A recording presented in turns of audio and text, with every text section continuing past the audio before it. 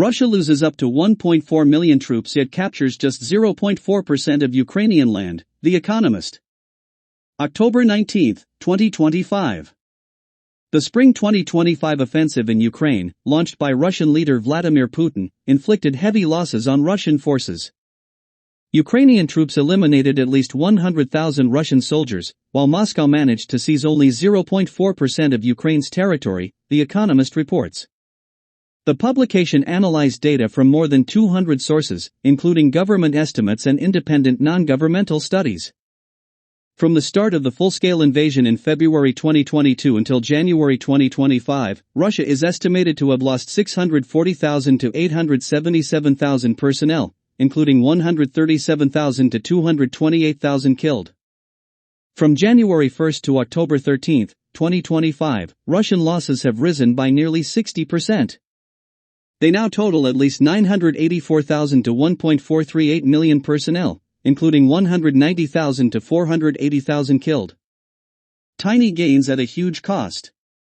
The sharp increase in Russian losses has not sped up the capture of Ukrainian territory. Since the front line stabilized after October 2022, it has remained largely unchanged. The Economist estimates that, if Russia continues at the current pace of success, it will not fully occupy Donetsk, Luhansk, Zaporizhia, and Kherson regions before June 2030. Full occupation of Ukraine would take 103 years. Since May, Russian forces have captured just 0.4% of Ukrainian territory. Key cities in Donetsk, such as Pokrovsk, remain under Ukrainian control. Ukraine has suffered far fewer losses. Even in the most pessimistic scenario, the ratio could be roughly 5 Russian soldiers killed for every Ukrainian.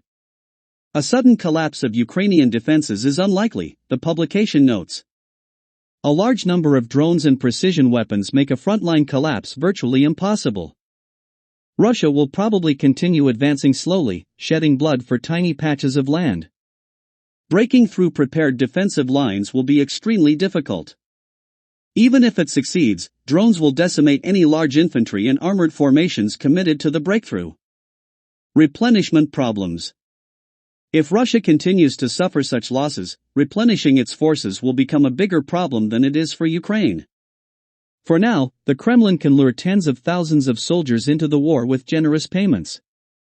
However, heavy losses in the summer of 2025 erased Russia's numerical advantage in Ukraine.